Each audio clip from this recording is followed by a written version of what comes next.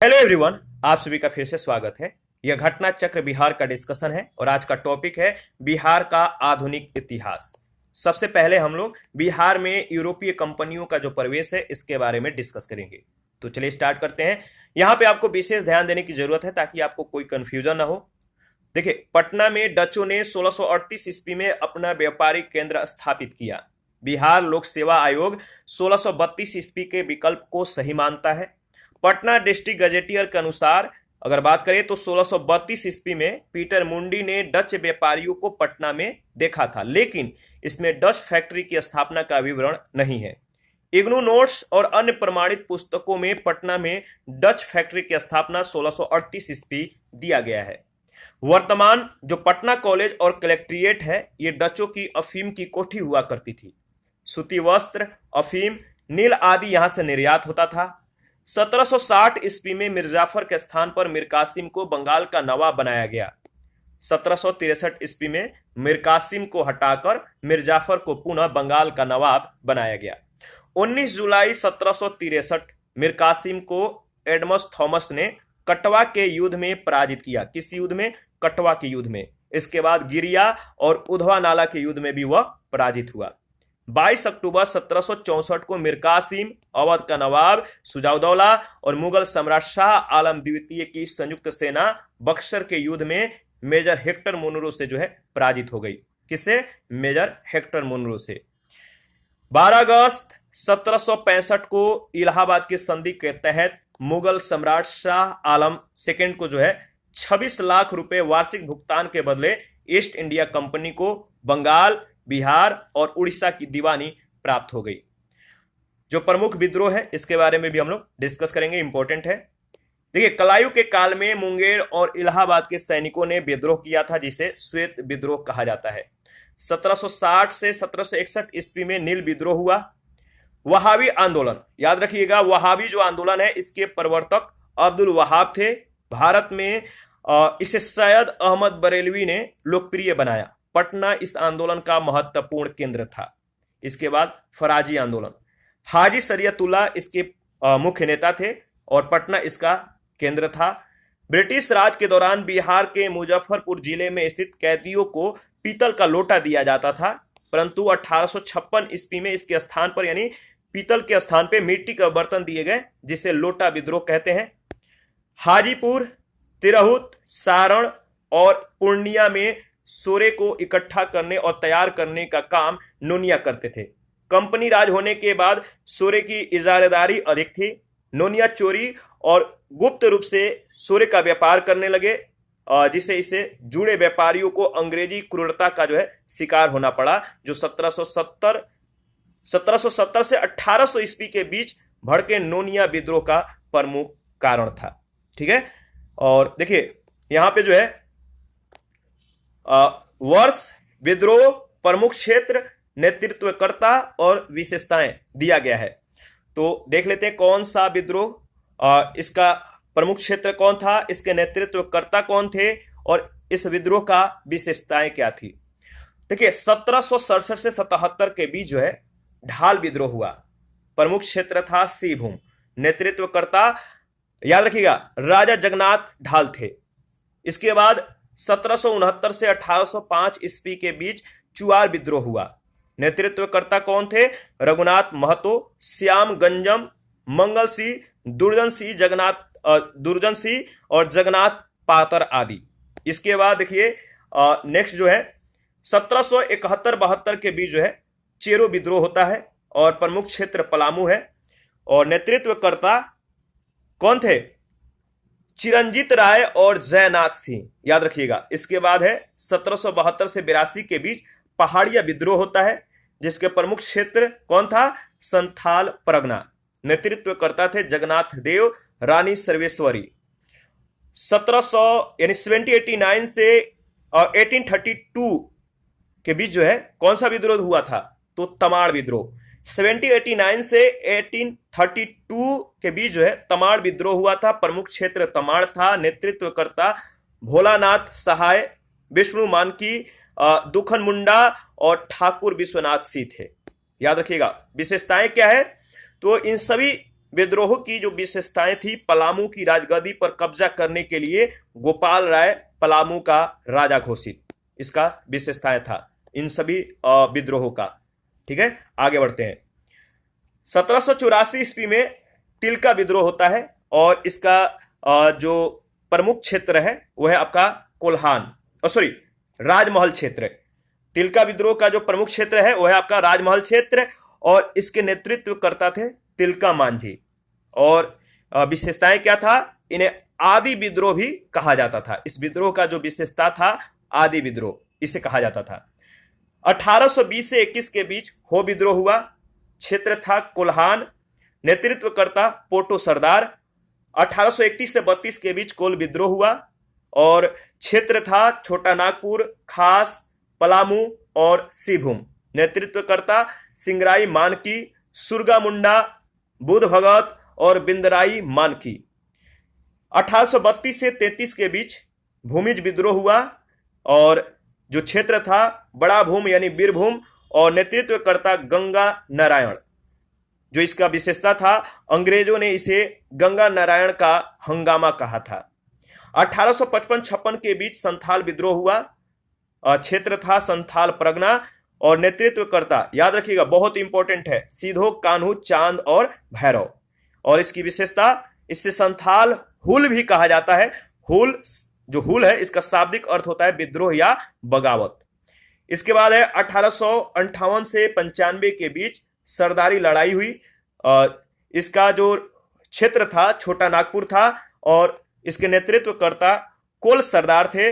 विशेषता क्या था, इससे मुल्की यानी मातृभूमि या मिल्की यानी जमीन की लड़ाई भी कहा जाता है। यह विद्रोह कोलों के जमीन को दूसरे लोगों के द्वारा हथिया लिए जाने का परिणाम था।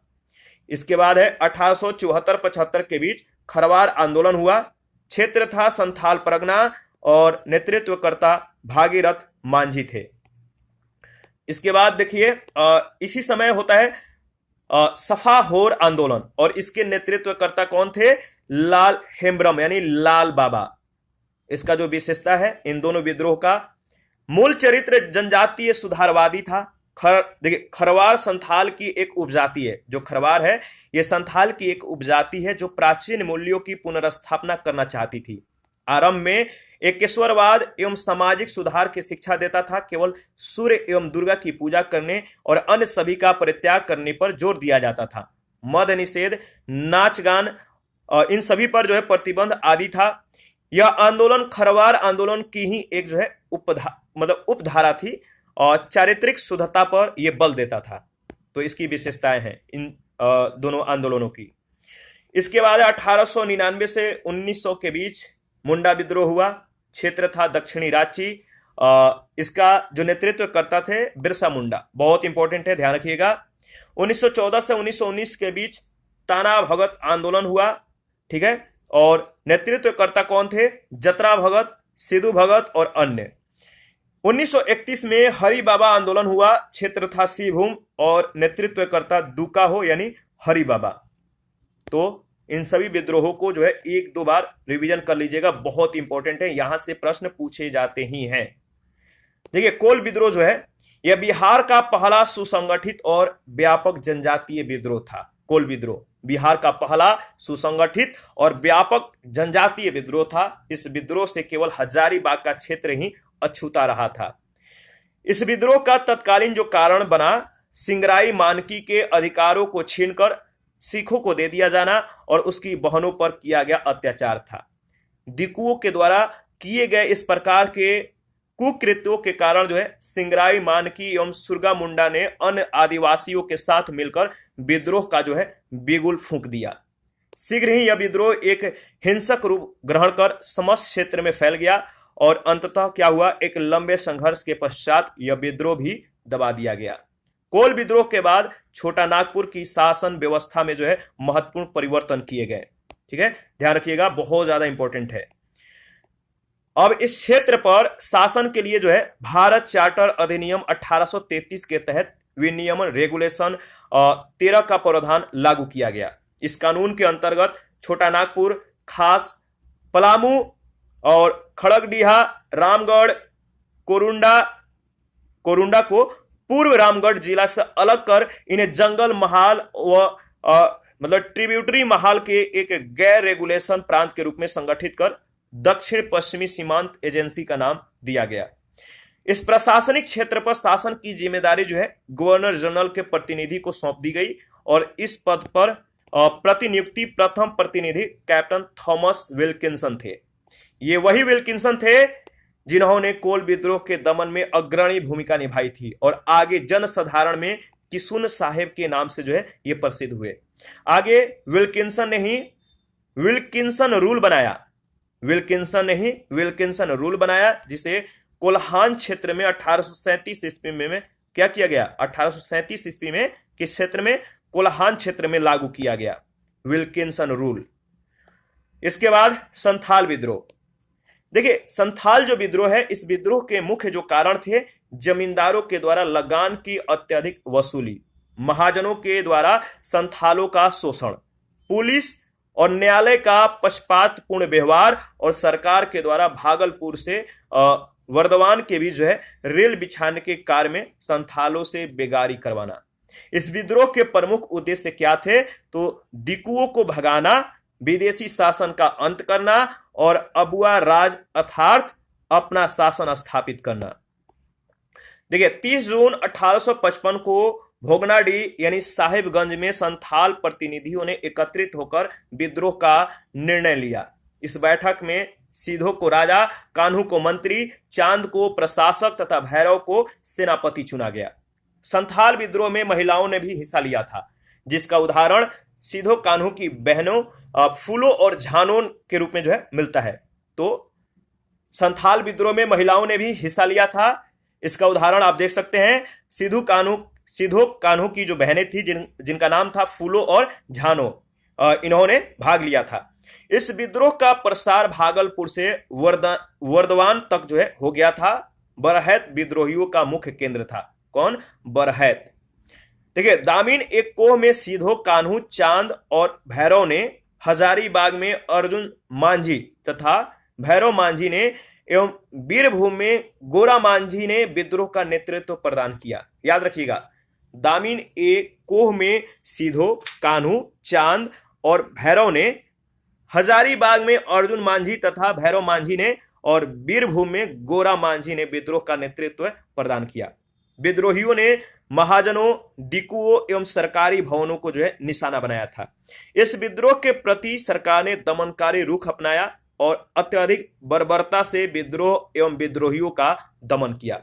सर्वप्रथम मेजर बरो को विद्रोह के दमन के लिए भेजा गया। किसको? याद रखिएगा, मेजर बरो को, जिन्हें पीरपैंती के मैदान में संथालों ने पराजित किया। तो मेजर बरो को पीरपैंती के मैदान में संथालों ने क्या कर दिया? पराजित किया। इस विद्रोह के दमन का मुख्य श्रेय कैप्टन अलेक्जेंडर को दिया जाता है। किसको? कैप्टन अलेक्जेंडर को। एवं इस कार्य में उन्हें लेफ्टिनेंट थॉमसन और रीड ने सहयोग प्रदान किया था। कान्हू संघर्ष में मारा गया, फिर चांद और भैरव मारे गए। अंततः फरवरी 1856 में सीधो को पकड़कर बरहैत में फांसी दे दी गई। इस विद्रोह के पश्चात यानी 1858 ईस्वी में ईस्ट इंडिया कंपनी ने अपनी प्रशासनिक व्यवस्था में बड़े पैमाने पर परिवर्तन और सुधार किए। एलिस एडम्स के रिपोर्ट के आधार पर 1855 के अधिनियम 37 के अंतर्गत दामिन एक कोह का नाम बदलकर संथाल परगना कर दिया गया, जिसमें दुमका, देवघर, गोंडा और राजमहल 4 जिले शामिल थे। साथ ही 1860 ईस्वी में संथाल परगना काश्तकारी अधिनियम पारित कर संथालों के अधिकार पुनः जो है बहाल किए गए। संथाल परगना क्षेत्र में शासन के लिए एक कमिश्नर की नियुक्ति की गई। याद रखिएगा, बहुत ज्यादा इंपॉर्टेंट है। और क्या हुआ? भागलपुर के कमिश्नर जॉर्ज यूल की सहायता से एक नया पुलिस कानून, जिसे यूल नियम कहते हैं, 1856 का यह समय है। यूल नियम याद रखिएगा, 1856 ईस्वी में लाया गया और इसके अंतर्गत पारंपरिक ग्राम प्रधान व्यवस्था को लागू कर आम सहमति के आधार पर ग्राम प्रधान को पुलिस शक्तियां दी गई। संथाल विद्रोह के महत्व को दर्शाते हुए कार्ल मार्क्स ने इसे भारत की प्रथम जन क्रांति माना। कार्ल मार्क्स ने भारत की प्रथम जन क्रांति माना संथाल विद्रोह के महत्व को दर्शाते हुए, जो ब्रिटिश शासन को तो नहीं उखाड़ पाया किंतु सफाहोर आंदोलन को जन्म देने का कारण अवश्य बन गया। वर्तमान में झारखंड सरकार संथाल विद्रोह के सम्मान में 30 जून को हूल दिवस के रूप में मनाती है। नेक्स्ट है मुंडा विद्रोह। देखिए, बिहार में इस आंदोलन की व्यापकता को देखते हुए इसे उलगुलान या महान हलचल की संज्ञा दी जाती है। तो एक बात ध्यान रखिएगा, मुंडा विद्रोह को जो है उलगुलान या महान हलचल की संज्ञा दी जाती है। वर्ष 1899-1900 ईस्वी में जो है इस आंदोलन ने दक्षिण रांची सहित अन्य क्षेत्रों को भी प्रभावित किया था। क्योंकि यह विद्रोह मुंडाओं का संगठित विद्रोह था, अतः इसे मुंडा विद्रोह कहा जाता है। यह विद्रोह सामूहिक भूस्वामित्व व्यवस्था का जमींदारी भूस्वामित्व व्यवस्था में परिवर्तन के कारण घटित हुआ, जिसका चरमोत्कर्ष बिरसा के धार्मिक राजनीतिक आंदोलन के रूप में हुआ। बिरसा मुंडा का जन्म 15 नवंबर 1875 को जो है रांची यानी वर्तमान खूंटी जिले के उलिहातू गांव में हुआ था। बिरसा के आरंभिक शिक्षक का नाम जयपाल और बिरसा के धार्मिक गुरु का नाम आनंद पांडे था, जो एक वैष्णव धर्मावलंबी थे। बिरसा के परिवार ने ईसाई धर्म को अपना लिया और 1886 ईस्वी में जर्मन ईसाई मिशन के द्वारा संचालित बाईबासा के एक उच्च विद्यालय में बिरसा का दाखिला दाऊद नाम से हुआ। आगे बिरसा ने ईसाई धर्म को त्याग दिया और आनंद पांडे के संपर्क में आए, जहां इन्होंने वैष्णव धर्म को जाना। फिर बिरसा ने मुंडा, वैष्णव और ईसाई धर्म के दर्शनों का मिला जुला एक धर्म चलाया, जिसे लोगों ने बिरसा धर्म और इनके अनुयायी बिरसाइत कहे गए। उन्होंने लोगों को साफ सुथरा यानी बिरसा मुंडा ने लोगों को साफ सुथरा रहने, नशाबंदी, सामाजिक कुरीतियों और अंधविश्वासों को त्यागने और सबसे बढ़कर एकेश्वरवाद की ओर उन्मुख होने के लिए जो है प्रेरित किया। बिरसा ने केवल सिंगा बोंगा की जो है पूजा करने पर बल दिया। 1895 ईस्वी में बिरसा को राजद्रोह के आरोप में गिरफ्तार कर लिया गया और हजारीबाग केंद्रीय कारागार में जुर्माना एवं 2 साल के कारावास की जो है सजा दी गई। परंतु 2 वर्षों के बाद 30 नवंबर 1897 के दिन बिरसा को रांची जेल से छोड़ दिया गया। रिहा होने के बाद बिरसा ने अपनी गतिविधियों को और तेज कर दिया और मुंडाओं को हथियार बंद करना जो है प्रारंभ कर दिया। 25 दिसंबर 1899 को उलगुलान की आग सिंहभूम के चक्रधरपुर और रांची के खूंटी, करी, तोरपा, तमाड़, बसिया क्षेत्रों में जो है भड़क उठी। विद्रोहियों ने ईसाइयों की भीड़ और गिरजाघरों पर जो है हमला किया। प्रारंभ में निशाने पर सभी ईसाई धर्मावलंबी थे, परंतु बाद में निर्दोषों की हत्या से बचने के उद्देश्य से केवल अंग्रेज अफसरों के खिलाफ कार्यवाही की गई। सरकार ने इस विद्रोह का कड़ाई से जो है दमन किया।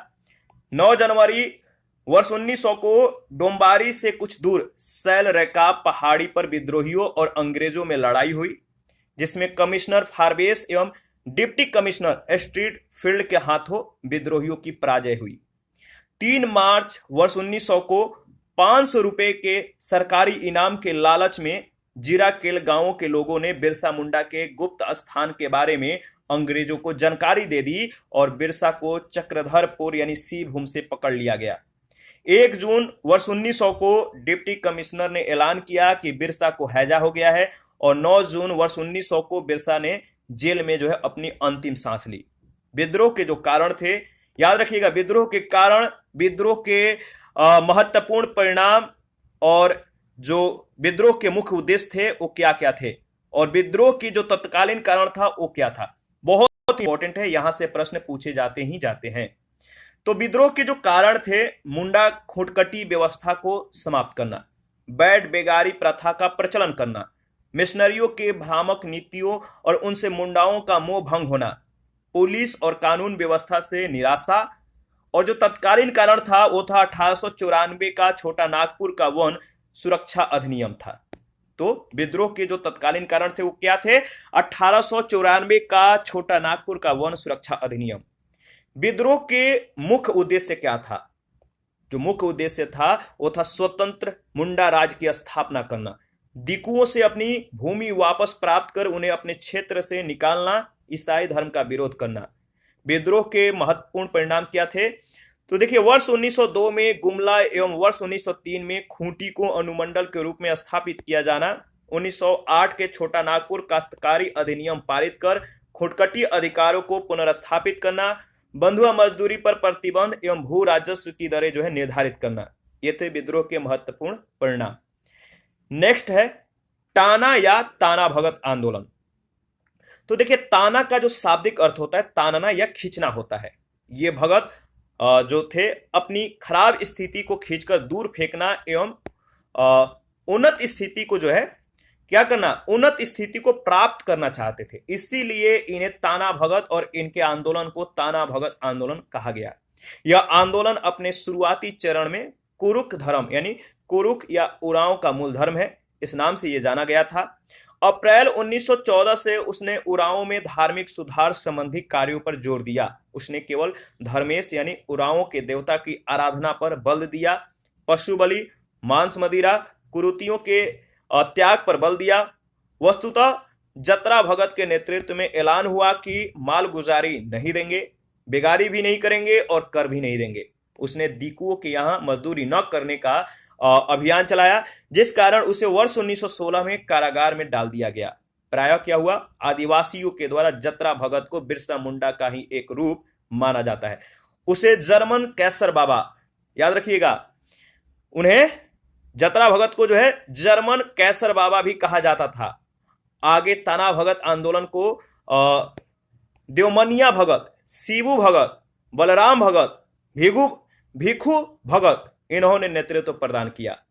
उन्होंने पलामू के राजा के समक्ष जो है 4 सूत्री मांगे प्रस्तुत की। पलामू के राजा के समक्ष जो 4 सूत्री मांगे प्रस्तुत की, पहला था उन्हें स्वशासन प्रदान किया जाए, दूसरा राजपद समाप्त कर दिया जाए, समानता स्थापित की जाए, सभी लोग समान हो, सभी लोग के साथ समान व्यवहार किया जाए, तो समानता स्थापित की जाए, और भू राजस्व जो है उसको समाप्त कर दिया जाए।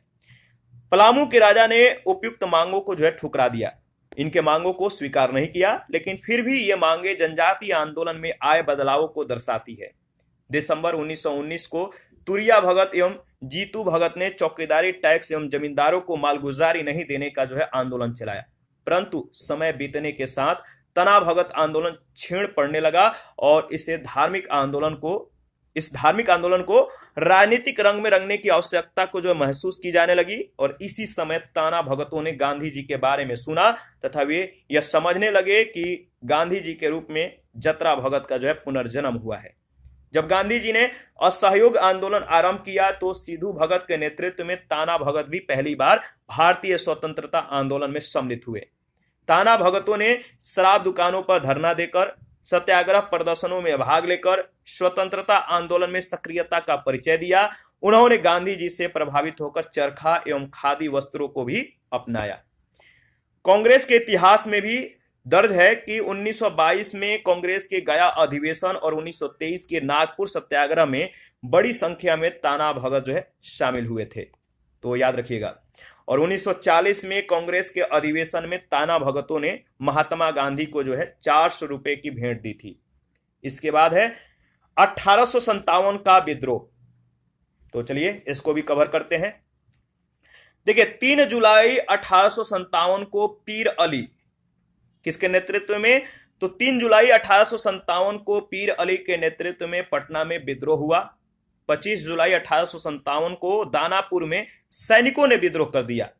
आरा के जमींदार यानी जगदीशपुर के जमींदार जो भोजपुर जिला में है, आरा के जमींदार बाबू कुंवर सिंह ने विद्रोही सैनिकों का नेतृत्व 26 जुलाई को आरा में किया। कुंवर सिंह ने पूर्वी उत्तर प्रदेश तक के क्षेत्र पर जो है अंग्रेजी राज्य को समाप्त कर दिया था। युद्ध में घायल कुंवर सिंह की मृत्यु 1858 ईस्वी में हुई।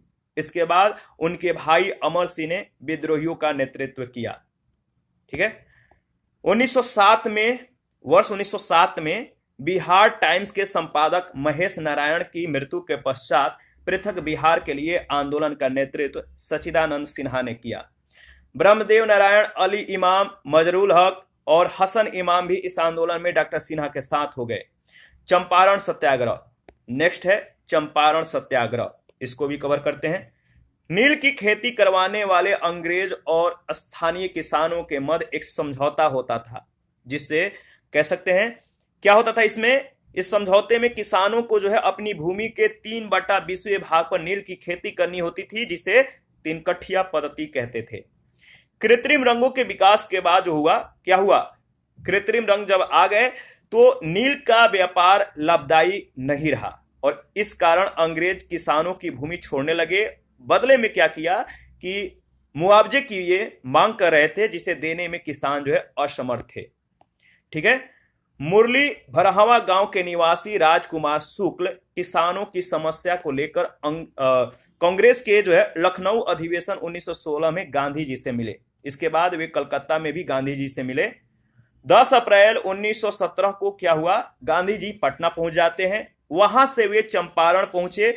यहां मजिस्ट्रेट ने उन्हें यानी गांधी जी को वापस जाने को कहा, लेकिन गांधी जी ने उनके आदेश को मानने से इनकार कर दिया। गांधी जी ने लगभग 8000 किसानों से वार्ता की, बातें की। पटना में गांधी जी मजरूल हक से जो है मिले और इसके बाद बगान मालिक संघ के सचिव जेम्स विल्सन से भी ये मिलते हैं। 15 अप्रैल को गांधी जी मोतिहारी पहुंचे। 22 अप्रैल को गांधी जी बेतिया पहुंचे। यहां वे हजारीमल धर्मशाला में रुके। गांधी जी के साथ, याद रखिएगा, गांधी जी के साथ राजकुमार शुक्ल, ब्रज किशोर प्रसाद, रामनवमी प्रसाद, राजेंद्र प्रसाद, जेबी कृपलानी, प्रभुदास आदि थे। यहां से प्रश्न बहुत बार पूछे गए हैं, तो ध्यान रखिएगा। और यह भी ध्यान रखिएगा कि चंपारण जांच समिति में कौन कौन लोग शामिल थे। चंपारण जांच समिति में श्रीमती कस्तूरबा, डॉक्टर देव, ब्रज किशोर प्रसाद, धरणीधर प्रसाद, अनुग्रह नारायण सिंह, रामनवमी प्रसाद, डॉक्टर राजेंद्र प्रसाद, महाराजा कृत्यानंद सिंह, महात्मा गांधी और FG सलाई, जो कि ये अध्यक्ष थे जांच चंपारण जांच समिति के, आदि लोग शामिल थे। तो याद रखिएगा कौन कौन लोग इस जांच समिति में शामिल थे, इंपॉर्टेंट है। 1918 में चंपारण एग्रेरियन एक्ट ने तिनकठिया कानून को समाप्त कर दिया। 1918 में चंपारण एग्रेरियन एक्ट ने तिनकठिया कानून को समाप्त कर दिया। 24 मई 1918 को गांधी जी ने मोतिहारी आश्रम का जो है शिलान्यास किया। इसके बाद है खिलाफत आंदोलन। तो याद रखिएगा, खिलाफत आंदोलन 1919-20 में हसन इमाम के नेतृत्व में पटना में चलाया गया। तो इसमें दो बातें आपको याद रखना है कि खिलाफत आंदोलन कब हुआ था और इसका नेतृत्व बिहार के पटना में किसने किया था। तो हसन इमाम के नेतृत्व में यह आंदोलन हुआ था पटना में। असहयोग आंदोलन, नेक्स्ट है असहयोग आंदोलन। तो देखिए, डॉक्टर राजेंद्र प्रसाद, ब्रज किशोर प्रसाद, मजहरुल हक, हसन इमाम, मोहम्मद शफी आदि प्रमुख नेताओं ने बिहार में असहयोग आंदोलन का नेतृत्व किया। मदरलैंड नामक अखबार मजहरुल हक ने निकाला था। मदरलैंड अखबार जो है किसने निकाला था, तो मजहरुल हक ने। 1 अगस्त 1920 से 12 फरवरी 1922 तक असहयोग आंदोलन चला। और डेट को याद रखिएगा, समय को याद रखिएगा, यहां से प्रश्न पूछे जाते हैं। 1922 में कांग्रेस का गया में जो है अधिवेशन हुआ। तो 1922 का जो गया का अधिवेशन था, इसके अध्यक्ष कौन थे, तो याद रखिएगा, जिसको कहते हैं देशबंधु। तो गया अधिवेशन के अध्यक्षता किसने किया था, चित्तरंजन दास, इसे देशबंधु के नाम से भी जानते हैं। किसान सभा जो है 1929 में स्वामी सहजानंद ने बिहार प्रांतीय किसान सभा की स्थापना सोनपुर के मेले में की। स्वामी सहजानंद अध्यक्ष और श्री कृष्ण सिन्हा सचिव बने थे। 1936 में लखनऊ में अखिल भारतीय किसान सभा का गठन हुआ। कब हुआ, 1936 में। कहां पर, लखनऊ में। और देखिए, बढ़िया ताल या बकासत आंदोलन, बढ़िया ताल या बकासत आंदोलन, लगान अदा न करने पर किसानों की भूमि जमींदारों के पास चली जाती थी, जिसे बकासत कहते थे। यह आंदोलन कार्यानंद शर्मा के नेतृत्व में मुंगेर में चलाया गया था। समय याद रखिएगा, 1937 से 1939 के बीच। नासिक जेल में 1933 में आचार्य नरेंद्र देव, जयप्रकाश नारायण आदि ने अखिल भारतीय समाजवादी संगठन बनाने की योजना बनाई। 1931 में पटना में जो है बिहार सोशलिस्ट पार्टी की स्थापना हुई। तो पटना में बिहार सोशलिस्ट पार्टी की स्थापना कब हुई, 1931 में। और 1934 में कांग्रेस सोशलिस्ट पार्टी की भी स्थापना हुई। सविनय अवज्ञा आंदोलन, सविनय अवज्ञा आंदोलन 1929 ईस्वी में कांग्रेस के लाहौर अधिवेशन में पूर्ण स्वतंत्रता का जो है प्रस्ताव पारित किया गया। 26 जनवरी 1930 को स्वाधीनता दिवस मनाया गया। तो याद रखिएगा स्वाधीनता दिवस कब मनाया गया? 26 जनवरी 1930 को। ठीक है। और राजेंद्र प्रसाद ने महात्मा गांधी की सहमति से चौकीदारी कर की न अदायगी का आंदोलन चलाया, यानी चौकीदारी कर जो है न ही दिया जाएगा, इसके लिए राजेंद्र प्रसाद ने जो है आंदोलन चलाया था। बिपिन बिहारी वर्मा के नेतृत्व में सारण और चंपारण में नमक सत्याग्रह आंदोलन चलाया गया। राजेंद्र प्रसाद और जेबी कृपलानी ने मोतिहारी में नमक कानून भंग किया। मुंगेर के बरही में सरकारी तंत्र निष्प्रभावी हो गया था। इसके बाद है भारत छोड़ो आंदोलन। तो भारत छोड़ो आंदोलन के दौरान बिहार में जो परिणाम या बिहार में जो घटनाएं घटित हुई, जो इसका परिणाम हुआ, जो परिवर्तन हुआ बिहार में क्या क्या हुआ, तो इसके बारे में भी डिस्कस कर लेते हैं। भारत छोड़ो आंदोलन जो है 9 अगस्त 1942 को भारत छोड़ो आंदोलन शुरू हुआ। ऑपरेशन जीरो आवर, याद रखिएगा, ऑपरेशन जीरो आवर चलाकर सरकार ने सभी बड़े नेताओं को जो है गिरफ्तार कर लिया। 11 अगस्त को पटना सचिवालय कांड में कई छात्रों की जान चली गई। छात्रों के जुलूस पर जिलाधिकारी जी आर्चर ने गोली चलवाई थी। राजेंद्र प्रसाद को बांकीपुर जेल में जो है रखा गया था। आजाद दस्ते का गठन जयप्रकाश नारायण ने किया था। स्वतंत्रता प्राप्ति, देखिए 9 दिसंबर 1946 को संविधान सभा के अस्थायी अध्यक्ष डॉक्टर सच्चिदानंद सिन्हा को बनाया गया था। तो याद रखिएगा अस्थायी अध्यक्ष कौन थे? डॉक्टर सच्चिदानंद सिन्हा। 11 दिसंबर, कब? 11 दिसंबर, देखिए 9 दिसंबर 1946 को संविधान सभा के अस्थायी अध्यक्ष डॉक्टर सच्चिदानंद सिन्हा थे। 11 दिसंबर 1946 को डॉक्टर राजेंद्र प्रसाद इसके अध्यक्ष चुने गए। 2 जनवरी 1946 को श्री कृष्ण सिन्हा के नेतृत्व में बिहार में प्रांतीय सरकार का गठन हुआ। किसके नेतृत्व में? तो श्री कृष्ण सिन्हा के नेतृत्व में। यह प्रश्न फिलहाल ही पूछा गया था, तो ध्यान रखिएगा। 26 जनवरी 1950 को संविधान लागू हुआ और बिहार भारत संघ के एक राज्य के रूप में इसमें जो है शामिल हुआ। इसी के साथ आज का सेशन समाप्त करते हैं। तो बिहार का जो इतिहास है इसके बारे में हम लोगों ने प्राचीन, मध्यकालीन और आधुनिक तीनों के बारे में हम लोगों ने अच्छे से डिस्कस कर लिया है। फिर भी आपको लगता है कि कोई पॉइंट या कोई टॉपिक कुछ छूटा हुआ है इतिहास में, तो आप हमें कमेंट करके बताइए, उसको भी कवर कर लिया जाएगा। और आप अपना प्रतिक्रिया जरूर दीजिए, आपके प्रतिक्रियाओं का हमें बेसब्री से इंतजार रहता है। जिन लोगों ने Telegram channel, Telegram quiz group, Facebook page, Instagram को ज्वाइन नहीं किया, वीडियो का डिस्क्रिप्शन बॉक्स में उसका लिंक है, आप ज्वाइन कर सकते हैं। हम लोग जो भी यहाँ पे डिस्कस करते हैं टेलीग्राम क्विज सेक्शन में जो है उसका प्रैक्टिस करते हैं, तो आप लोग प्लीज ज्वाइन कीजिए।